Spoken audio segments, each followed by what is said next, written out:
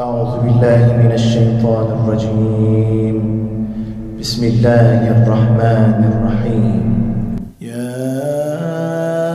أيها المزمل قم الليل إلا قليلا نصفه أو ينقص منه قليلا أو زد عليه ورتل القرآن ترتيلا إنا سنلقي عليك قولا ثقيلا إن ناشئة الليل هي أشد وطئا وأقوم قيلا إن لك في النهار سبحا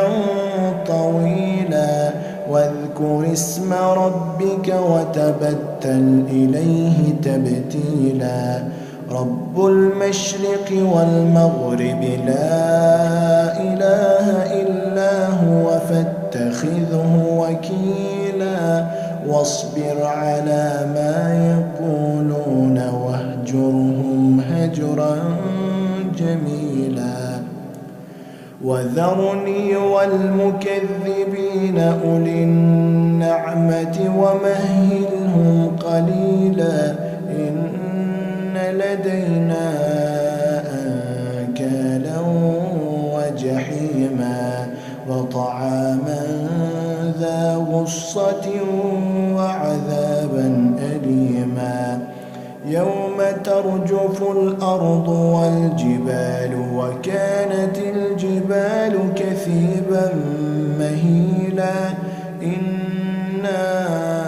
أرسلنا إليكم رسولا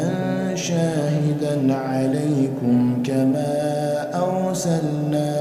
إلى فرعون رسولا فعصى فرعون الرسول فأخذناه أخذا وبيلا فكيف تتقون إن كفرتم يوما يجعل الولدان شيبا السماء منفطر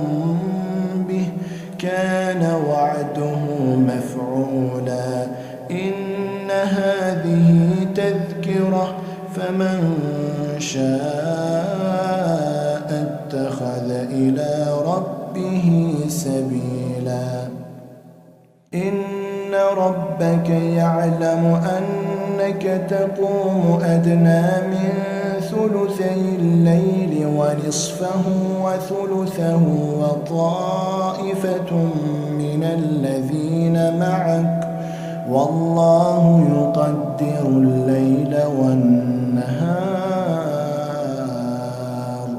علم أن لن تحصوه فتاب عليكم فاقرؤوا ما تيسر من القرآن علم أن سيكون منكم مرضى وآخرون يضربون في الأرض يبتغون من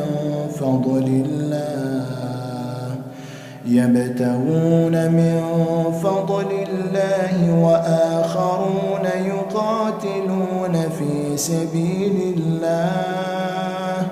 فاقرؤوا ما تيسر منه وأقيموا الصلاة وآتوا الزكاة وأقرضوا الله قرضا حسنا